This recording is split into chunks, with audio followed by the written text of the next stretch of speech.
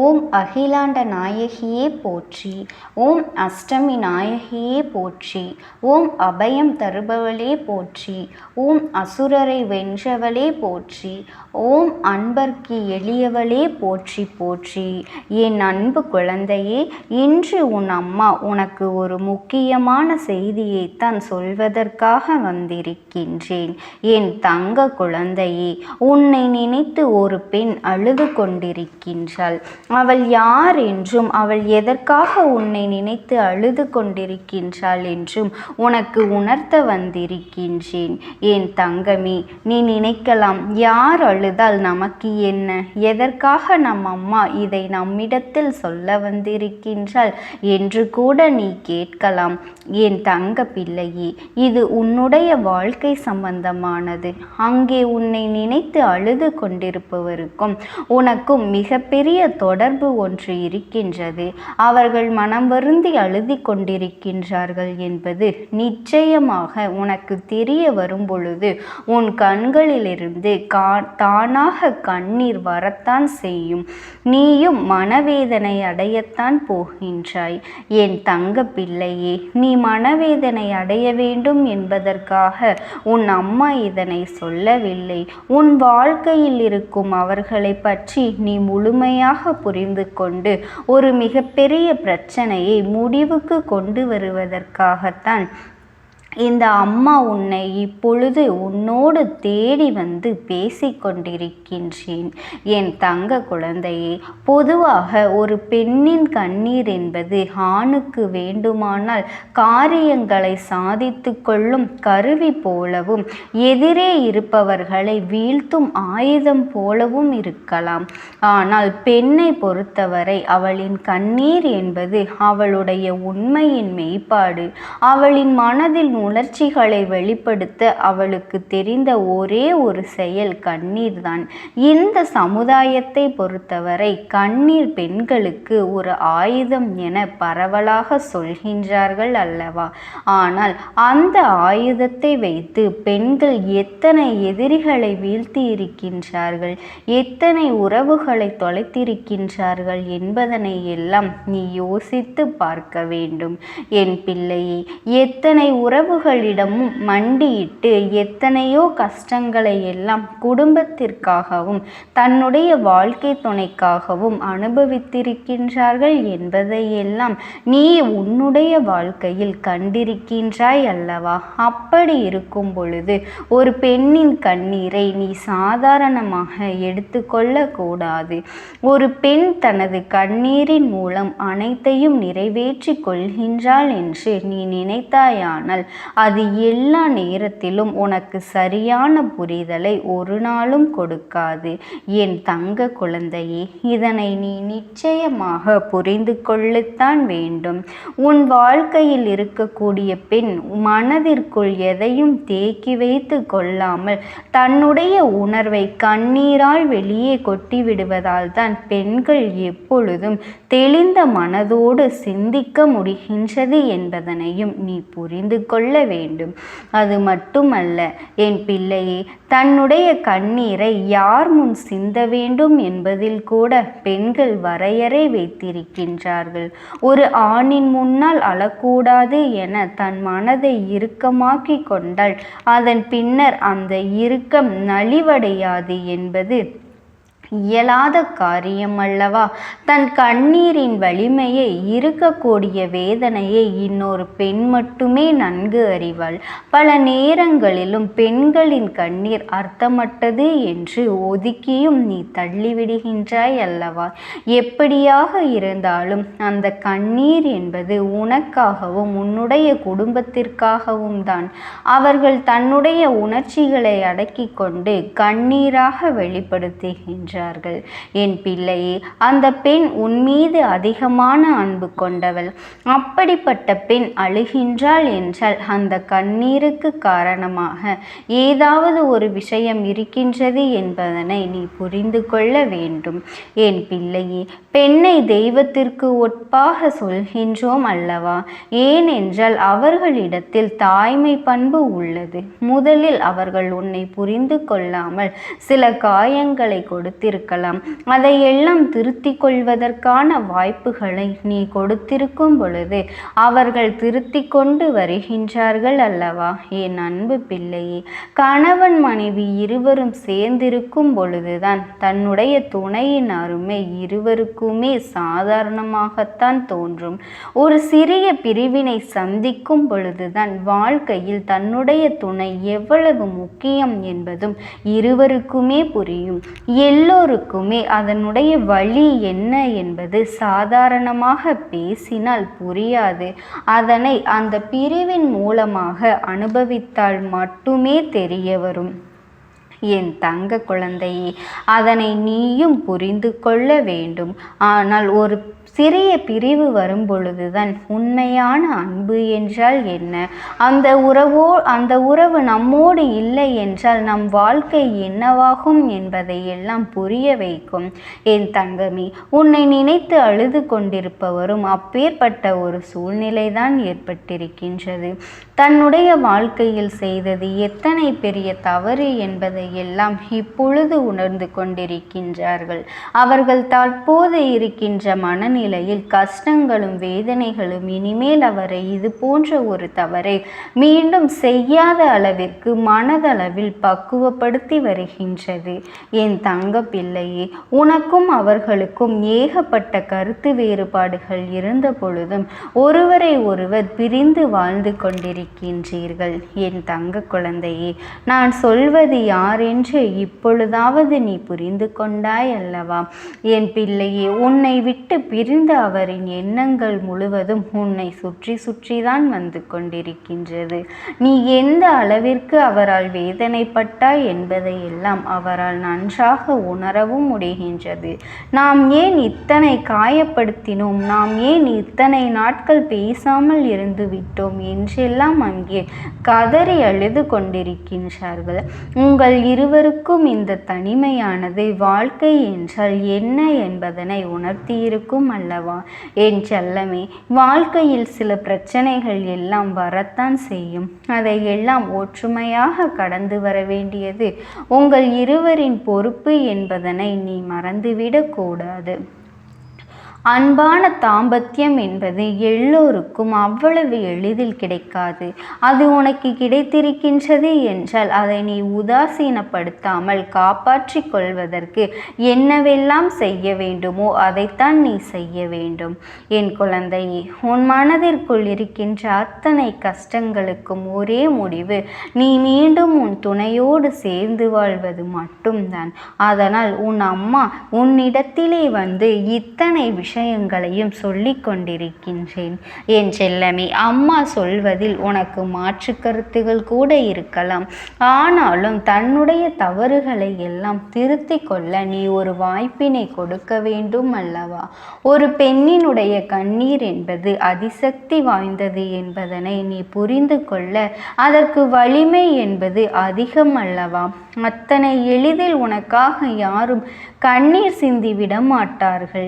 என் தங்க குழந்தையே, இதுவரை அவர்களை பற்றி உன் மனதில் ஏதேனும் சந்தேகம் இருந்தால் அதையெல்லாம் பேசி தீர்த்து விட வேண்டும். தேவையற்ற சந்தேகங்களை எல்லாம் நீ பேசாமல் உன் மனதிற்குள் வைத்திருந்தால் அது அதிகமாகிக் கொண்டேதான் செல்லுமே தவிர ஒரு நாளும் அதற்கான தீர்வு கிடைத்து விடாது. அது மட்டுமல்ல, முதலில் நம் துணை எப்படிப்பட்டவர் என்பதனை நீ உணர்ந்திருக்க வேண்டும். அது மட்டுமல்லாமல் தேவையற்ற சந்தேகங்களை நம் வாழ்க்கையில் நம்மிடம் எப்பொழுதும் வைத்திருக்க கூடாது. ஏன் தெரியுமா? சந்தேகம் என்ற ஒரு வார்த்தைக்கு இங்கு யாரிடத்திலும் முழுமையான பதில் இல்லை.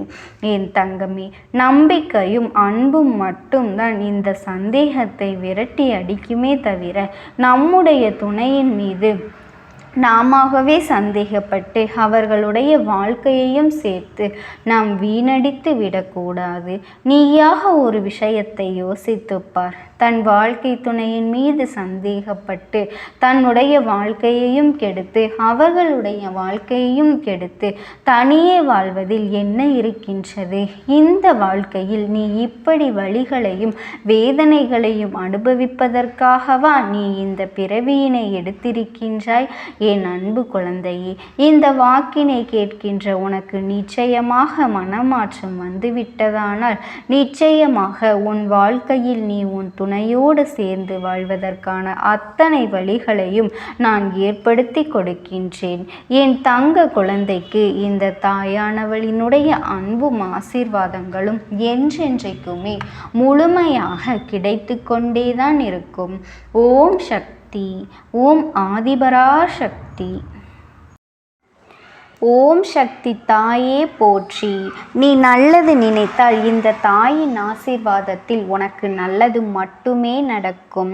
என் அன்பு குழந்தையே, இன்று உன் தாயானவள் உனக்கு கொண்டு வந்திருக்கின்ற செய்தியானது மிக முக்கியமான செய்தி. நிச்சயமாக இதனை நீ கேட்டே ஆக வேண்டும் என்று உன் அம்மா நான் உனக்கு உத்தரவிடுகின்றேன். என் அன்பு குழந்தையே, உனக்கான நல்ல விஷயங்களை செய்து கொடுப்பதற்காகத்தான் உன் அம்மா என்றுமே உன்னை தேடி நான் வந்து கொண்டிருக்கின்றேன் என்பதை நீ மறந்துவிடக் கூடாது.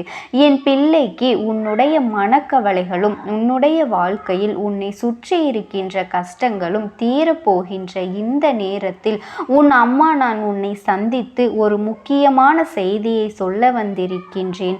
உன் இல்லத்தின் வாசலில் நின்று கதறிக்கொண்டு இருக்கின்ற ஒருவரை பற்றி உனக்கு சொல்ல வந்திருக்கின்றேன். என் தங்க பிள்ளையே, நீ படுகின்ற கஷ்டங்களையும் கவலைகளையும் கண்டு அங்கே ஒருவர் உன் இல்லத்தின் வாசலில் நின்று கதறி அழுது கொண்டிருக்கின்றார். அவரை நீ உள்ளே அழைத்து அவர் மனதை அமைதிப்படுத்த வேண்டும். என் தங்க குழந்தையே, இல்லை என்றால் அவர் அழுவது உனக்கும் நல்லதல்ல, அவர்களுக்கும் நல்லதல்ல. என் பிள்ளையே, இந்த அம்மா உன்னிடத்தில் ஒரு செய்தியை கேட்கின்றேன் என்றால் அந்த செய்திக்கு பின்னால் இருக்கின்ற நோக்கம் என்னவென்று நீ தெரிந்து கொள்ள முயற்சி செய்ய வேண்டும்.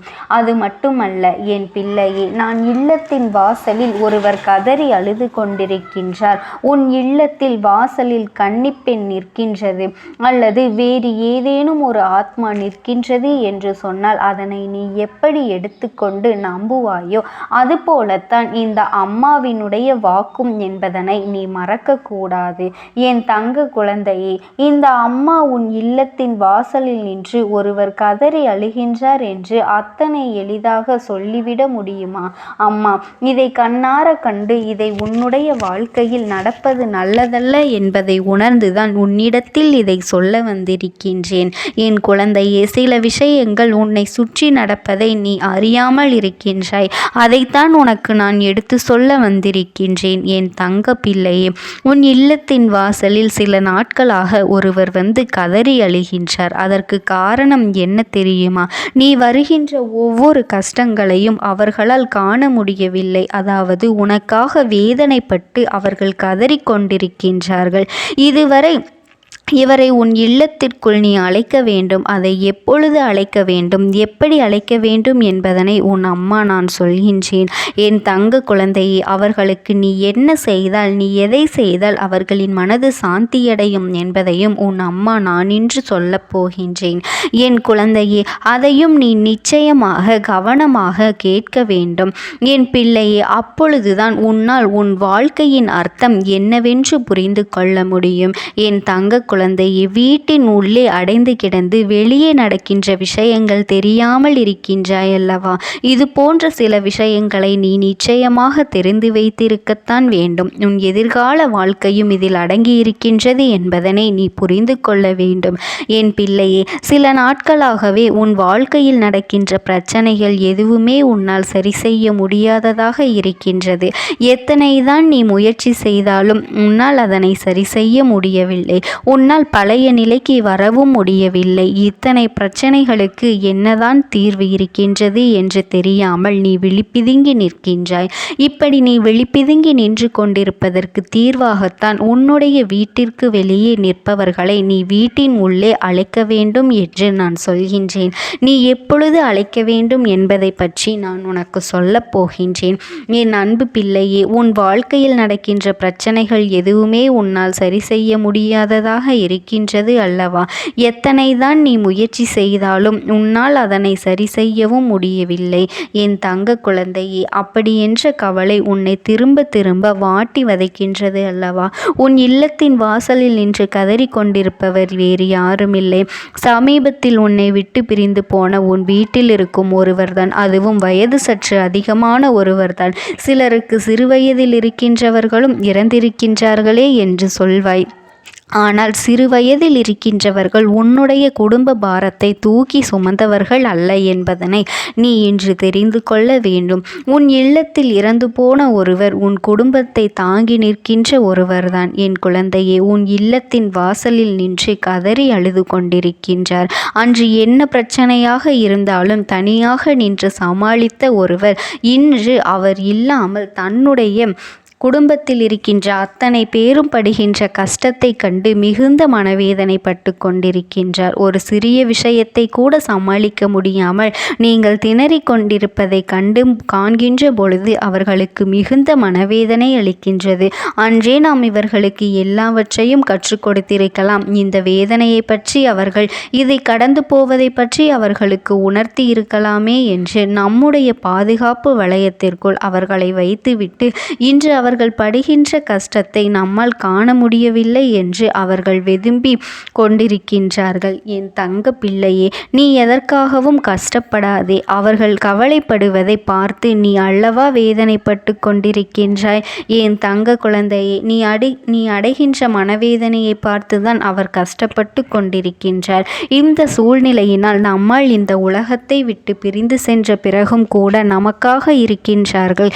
இந்த சூழ்நிலையினால் நம்மை மறக்காமல் நமக்குரிய நல்ல முடிவு எடுக்க முடியாமல் அங்கும் இங்குமாக அலைந்து திரிந்து கொண்டிருக்க வேண்டிய நிலை வந்துவிட்டதே என்று எண்ணி அந்த ஆத்மா மனவேதனை பட்டு கொண்டிருக்கின்றது. சரி, அவர்கள் வந்துவிட்டார்கள், மனவேதனை பட்டு விட்டார்கள். அவர்களை எப்படியாவது சாந்தப்படுத்த வேண்டும். எப்படி இங்கிருந்து அனுப்ப வேண்டும், அதற்கு நீ என்ன செய்ய வேண்டும் என்று என் பிள்ளையே நான் சொல்கின்றேன். முதலில் அவர்களின் மனதை நீ குளிர வைக்க வேண்டும். என் தங்க குழந்தையே, என்ன பிரச்சனையாக இருந்தாலும் அந்த பிரச்சனையிலிருந்து விடுபட வேண்டிய வழியை நீ கண்டுபிடிக்க வேண்டும். எந்த ஒரு சூழ்நிலையிலும் யாருடைய உதவியுமே கிடைக்காமல் அவதிப்படுகின்றார் என்பதனை நீ புரிந்து கொண்டு நம் வாழ்க்கையில் நாம் அடுத்த கட்டத்தை நோக்கி நகர்ந்து செல்ல வேண்டும் என்பதனை உணர்ந்து உனக்கான நல்ல விஷயங்களை பெறுவதற்காக முயற்சிகளை நீ செய்ய வேண்டும். அது அவர்களுக்கு மிகுந்த ஆறுதலையும் கொடுக்கும், மன நிம்மதியை கொடுக்கும் என்பதனை நீ மறந்துவிடாதே. குடும்பத்தில் இருக்கின்ற அத்தனை பேரும் கஷ்டங்கள் இன்றி மகிழ்ச்சியோடு விரும்ப வேண்டும். அனைவர் முகத்திலும் சந்தோஷத்தை காண வேண்டும் என அவர்கள் விரும்புகின்றார்கள். அவர்கள் இருக்கும் பொழுது குடும்பத்தில் இல்லாத சண்டை சச்சரவுகள் எல்லாம் இப்பொழுது நடந்து கொண்டிருக்கின்றது. எல்லோரும் ஒற்றுமையாக இருக்க வேண்டும். எந்த ஒரு விஷயமாக இருந்தாலுமே ஒருவருக்கொருவர் கலந்து பேசி அந்த விஷயத்திற்கு நல்ல முடிவினை தேட வேண்டுமே தவிர ஒருபொழுதுமே யாரும் யார் மேலேயும் குற்றம் சாற்றக்கூடாது. என் தங்க குழந்தையை அப்படி காயப்படுத்தி விடக்கூடாது. இனிமேல் அவர்களை உள்ளே எப்படி அழைப்பது என்று நான் சொல்லப் போகின்றேன். இனி வருகின்ற அமாவாசை திதி என்று அவரை உள்ளே அழைத்து படையல் வைத்து அவர்கள் மனதை நீ குளிர வைக்க வேண்டும். அதனால் அந்த நாள் வரும் வரை நீ காத்திருக்காமல் அதற்கு முன்பாகவே உன் வாழ்க்கையில் ஏதேனும் ஒரு நல்ல விஷயத்தை நீ சாதித்து விட வேண்டும். நாங்கள் நிச்சயமாக செய்வோம், உங்கள் வழிகாட்டுதலின்படி நாங்கள் நிச்சயமாக வாழ்ந்து காட்டுவோம் என்று. அதனால் நீங்கள் உங்களுக்குரிய இடத்தில் நிம்மதியாக சென்று சேருங்கள் என்று அவர்களிடத்தில் நீ சொல்லி வழியனுப்ப வேண்டும். என் பிள்ளையே, ஒரு குடும்பம் என்பது ஒருவர் பிறந்து விட்டாலோ அல்லது ஒருவர் இறந்து விட்டாலோ தன்னந்தனியாக தவிர்த்து நிற்கக்கூடாது. யார் இருந்தாலும் இல்லை என்றாலும் அந்த குடும்பம் நல்லபடியாக நடக்க வேண்டும், நல்லபடியாக வாழ வேண்டும் என்பது நினைவில் இருக்கட்டும். அப்படி இருக்க வேண்டும். எல்லோரும் அப்படித்தான் இங்கே வாழ்ந்து கொண்டிருக்கின்றார்கள் என்பது என்பதனை நீ தெரிந்து கொள். நல்ல எண்ணங்கள் இருக்க வேண்டுமே தவிர ஒருவர் இல்லை என்றால் தனக்கான சுதந்திரம் கிடைத்துவிட்டது என்று வாழக்கூடாது. அன்று உனக்கு தெரியும் அல்லவா, நம் வாழ்க்கையில் ஏதேனும் சில விஷயங்கள் வேண்டுமானால் செய்து கொண்டிருக்கலாம் என்று நினைத்து இருக்கவும் கூடாது. காலம் உனக்கு கொடுத்திருக்கின்ற நாட்களை நீ சரியாக பயன்படுத்தி கொள்ள வேண்டும். என் தங்க குழந்தைக்கு இந்த தாயானவளினுடைய அன்பும் ஆசீர்வாதங்களும் என்றென்றைக்குமே முழுமையாக கிடைத்து கொண்டேதான் இருக்கும். ஓம் சக்தி. ஓம் ஆதிபரா சக்தி.